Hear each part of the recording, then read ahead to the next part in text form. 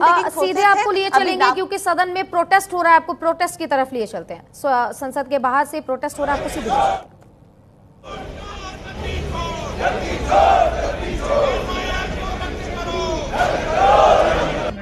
तो संसद भवन के बाहर मकर द्वार पे जैसा कि आज प्रोटेस्ट होना था, विपक्ष के नेता वहां पर एकजुट हुए हुए हाथों में तख्तियां लेकर प्रदर्शन करते हुए नजर आ रहे हैं। और बिहार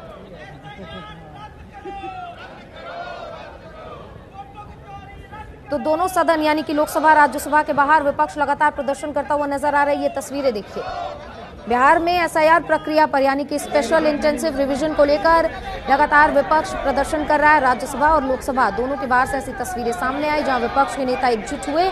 और ये देखिए तस्वीरें प्रदर्शन की आपको दिखा रहे हैं। लोकसभा के मकर द्वार पर यह प्रदर्शन होना था और कार्रवाई के शुरू होने से पहले इंडी गठबंधन की आज एक अहम बैठक हुई है। सुबह 10 बजे ये बैठक हुई, जिसके बाद से प्रदर्शन को लेकर ये बात कही गई थी और अब कार्रवाई 12 बजे तक के लिए स्थगित कर दी गई है। और ये तस्वीरें हम आपको प्रदर्शन की दिखा रहे हैं।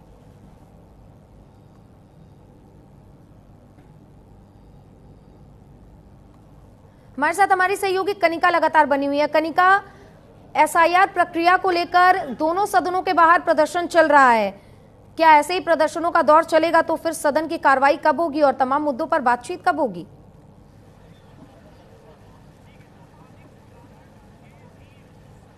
देखिए, बिल्कुल साफ तौर पे कल कांग्रेस पार्टी की एक शाम को बैठक हुई थी जिसमें राहुल गांधी, मल्लिकार्जुन खड़गे और लोकसभा और राज्यसभा के चीफ व्हिप शामिल थे, जिसमें ये तय किया गया था कि बिहार एसआईआर मामले को लेकर जो है आज संसद में इस मुद्दे को उठाया जाएगा। अब से कुछ देर पहले जो फ्लोर लीडर्स की मीटिंग हुई थी उसमें भी ये तय हुआ कि पूरा ऑपोजिशन मिलकर जो है बिहार में जो स्पेशल इंटेंसिव रिविजन हो रहा है उसका मुद्दा उठाएगा। और एक बात जो है हमारे सूत्रों ने हमें जो जानकारी दी है उसमें ये बैठक में तय हुआ है कि राहुल गांधी के बार बार ना बोलने पे लेकर, क्योंकि कल भी राहुल गांधी ने कहा था कि वो संसद में जो संविधान का 69A जो उसके हिसाब से इस तरीके से विरोध प्रदर्शन और ये जो मुद्दा है ये बिहार में जिस तरीके से मतदाता सत्यापन की प्रक्रिया चल रही है,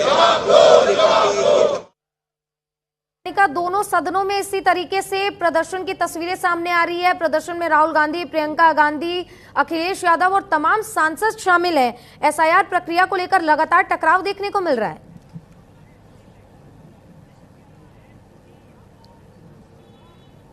देखिए, बिल्कुल इंडिया गठबंधन लगातार डे वन से, जब से एसआईआर की प्रक्रिया शुरू हुई है तब से लगातार सरकार को घेरता आया है और चुनाव आयोग पे सवाल भी खड़े करता आया है। जाहिर तौर पे संसद की कार्रवाई शुरू होने से पहले, सदन का सत्र शुरू होने से पहले भी डिसाइड हो चुका था कि बिहार एसआईआर का मामला जो है वो इंडिया गठबंधन उठाएगा। और आज जो है संसद भवन के अंदर जिस तरह की तस्वीरें आप दिखा रही है, लगातार जो है इंडिया गठबंधन जो है बिहार एसआईआर मामले पे प्रदर्शन कर रहा है और लगातार चुनाव आयोग हो या सरकार हो, दोनों को आड़े हाथ लेने की कोशिश जो है और सवाल खड़े किए जा रहे हैं। बिहार एसआईआर मामले को लेकर लगातार जो है उनके टाइमिंग पे सवाल खड़े किए जा रहे हैं और जाहिर तौर पे इस संसद के सत्र में ये बड़ा मुद्दा जो है वो इंडिया अपोजिशन की तरफ से रहेगा, चाहे वो पहलगाम आतंकी हमले की बात हो, चाहे वो बिहार एसआईआर मामले की बात हो। ये तमाम मुद्दे जो है इंडिया गठबंधन जो है वो संसद में उठाता रहेगा और सरकार से इस पूरे मामले को लेकर जो है लगातार रिप्लाई की मांग करेगा। लेकिन सबसे बड़ी बात है कि जो बिहार में स्पेशल इंटेंसिव रिवीजन हो रहा है उसको लेकर सवाल भी खड़े किए जा रहे हैं कि वोटर लिस्ट से कई सारे वोटरों के नाम चले जाएंगे और उसको लेकर जो है ऑपोजिशन सरकार को घेर रहा है कि चुनाव में कहीं ना कहीं डर है, इस तरह की चीजें की जा रही हैं। लेकिन संसद के भीतर लगातार इस मामले को लेकर डे वन से स्ट्रैटेजी तैयार थी कि इस मामले को उठाया जाएगा और वही प्रदर्शन जो है वो आज संसद के भीतर होता हुआ दिख रहा है। बिल्कुल जाहिर सी बात है कनिका, ये भी देखना बेहद अहम होगा क्योंकि जिस तरीके से रिपोर्ट सामने आई कि प्रत्येक 100 लोग पर 123 आधार कार्ड बिहार में पाए गए हैं, यानी कि जाहिर सी बात है कुछ तो यहाँ पर डुप्लीकेसी चल ही रही है। अगर ये इंटेंसिव प्रक्रिया चल रही है तो कहीं ना कहीं मुझे लगता है कि विपक्ष को इस बात का डर है कि जिस तरीके से एनडीए 20 सालों से बिहार में राज कर रहा है, ऐसे में विपक्ष की दाल नहीं गलेगी, इसीलिए कहीं ये प्रक्रिया को लेकर विरोध तो नहीं चल रहा।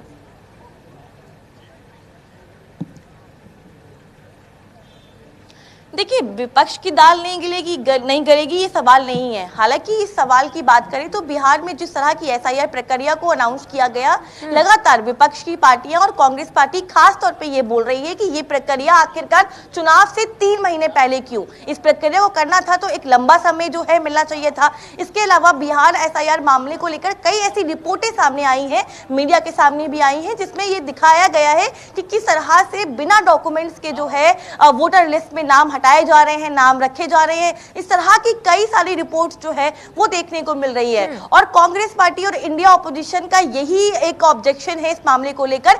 वो टाइमिंग पे सवाल खड़े कर रहे हैं। वो कह रहे हैं कि अगर आपको चुनाव आयोग को एसआईआर करना था तो पहले क्यों नहीं अनाउंस किया? लेकिन 3 महीने में जहां 18 लाख से ज्यादा की 18 करोड़ से ज्यादा की आबादी हो जिस प्रदेश की, वहां पे 3 महीने में स्पेशल इंटेंसिव रिवीजन कैसे होगा?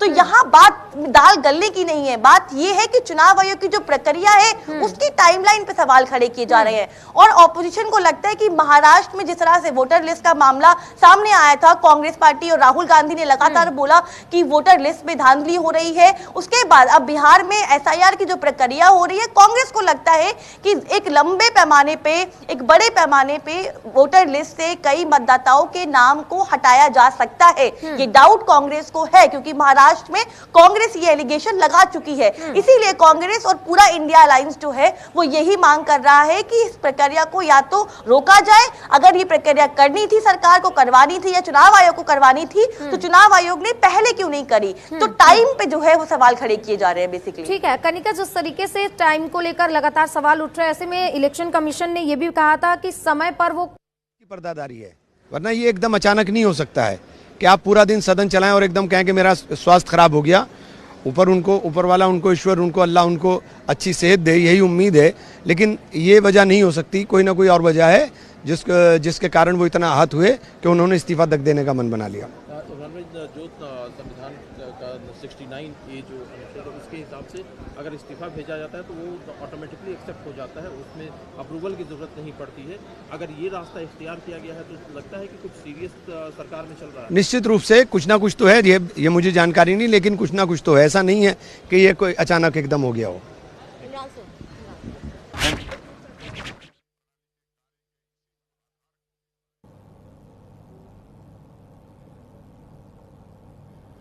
तो जिस तरीके से we're all concerned about his health. No, it's very sad that he's got this sudden health issue. But so our best wishes for his recovery. Congress and opposition is saying that it is not a health issue, sir. But why he has resigned? It's a politically motivated resignation. I have no idea. I have no idea.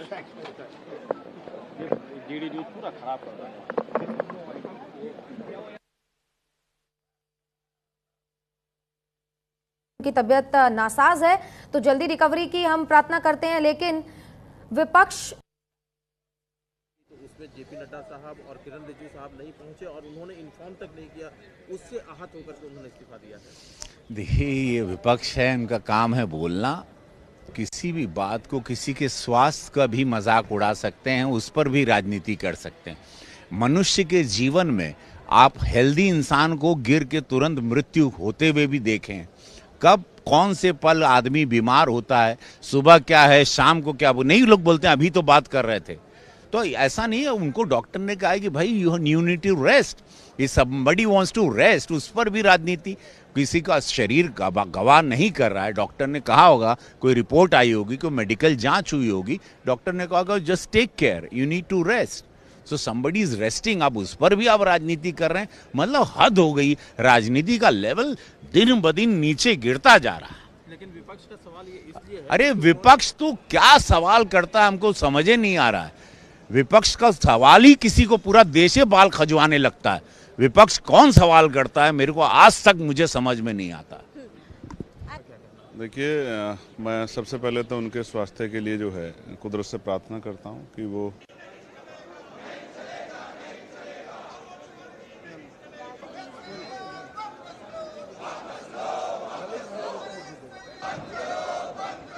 इस्तीफा देने के बाद से राजनीतिक हलचल तेज हो गई है। एक और विपक्ष कहीं ना कहीं कुछ गड़बड़ के आसार जता रहा है, दूसरी ओर जो पक्ष के यानी कि जो एनडीए के सांसद है वो सभी ये कह रहे हैं कि जगदीप धनखड़ की तबीयत नासाज है, इसकी वजह से उन्होंने इस्तीफा दिया, इस पर राजनीति नहीं होनी चाहिए। तो दूसरी ओर विपक्ष लगातार कह रहा है कि कहीं ना कहीं अंतकलह चल रहा है, जिसकी वजह से उपराष्ट्रपति ने अपने पद से अचानक इस्तीफा दिया है। तो हमारे साथ कनिका लगातार बनी हुई है। कनिका, एक और उपराष्ट्रपति के पद से इस्तीफा देने के बाद से राजनीतिक गलियारों में हलचल तेज हो गई है। कहीं ना कहीं विपक्ष कई आरोप सत्ता पक्ष पर लगा रहा है, तो दूसरी ओर एसआईआर को लेकर दोनों सदनों में प्रदर्शन चल रहा है।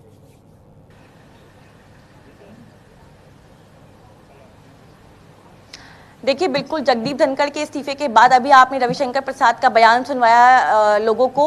साफ तौर पे रविशंकर प्रसाद जो है वो ये कह रहे हैं, उसके अलावा जो है तमाम बीजेपी के सांसद जो हैं, तमाम जो नेता है, अब वो बयान दे रहे हैं और वो कह रहे हैं कि हेल्थ इशू जो है वो एक बहुत बड़ा फैक्टर है जिसके तहत जो है इस तरह की चीजें हो रही हैं। अब बीजेपी के तमाम जो सांसद हैं वो पार्लियामेंट पे बयान दे रहे हैं कि हाँ हेल्थ इशू है, जिसको लेकर जो है ऑपोजिशन जो है वो गंदी राजनीति कर रहा है। लेकिन ऑपोजिशन लगातार इस टाइमिंग को लेकर सवाल खड़े कर रहा है और साफ पे इंडिया ब्लॉक या कांग्रेस पार्टी की बात करें तो कांग्रेस पार्टी और इंडिया ब्लॉक यही कह रहा है कि जो टाइमिंग है वो सबसे बड़ा एक क्वेश्चन है, क्योंकि जिस तरह से कल संसद का सत्र शुरू हुआ, पूरे दिन वो सदन के अंदर मौजूद थे, उन्होंने विपक्ष के नेताओं से मुलाकात की, सांसदों से मुलाकात की, उसके बाद शाम को जिस तरह से उन्होंने इस्तीफा दिया और खास तौर पे ऑपोजिशन यही बोल रहा है कि जस्टिस यशवंत वर्मा वाले मामले के बाद कहीं ना कहीं उनको प्रेशराइज किया गया और सरकार नाखुश है, क्योंकि ऑपोजिशन और कांग्रेस के तमाम सांसदों ने, हमने ऑफ द रिकॉर्ड भी बात करी है, वो लगातार यही बात बोल रहे हैं कि पिछले कई दिनों से, कई महीनों से सरकार के बीच में और जगदीप धनखड़ के बीच में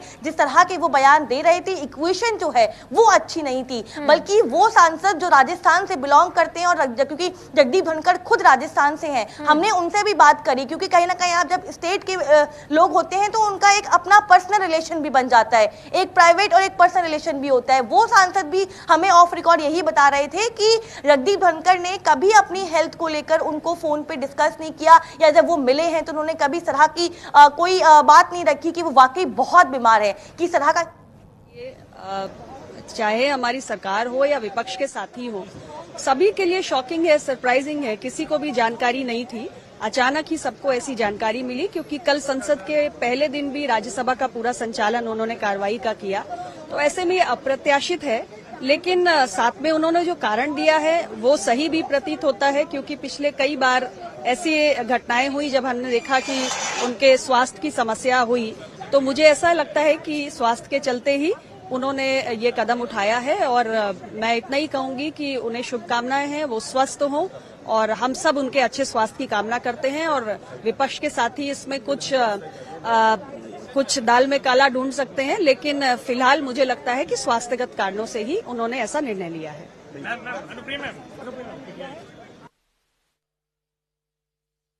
तो हमारी सहयोगी कनिका ने तमाम जानकारी हमारे साथ साझा की। बहुत बहुत धन्यवाद कनिका आपका। तो जिस तरीके से दोनों सदनों में लगातार एसआईआर प्रक्रिया को लेकर प्रदर्शन हो रहा है, तो वहीं दूसरी ओर उपराष्ट्रपति के पद से जगदीप धनखड़ ने इस्तीफा दे दिया, जिसके बाद से हलचल काफी तेज हो गई है और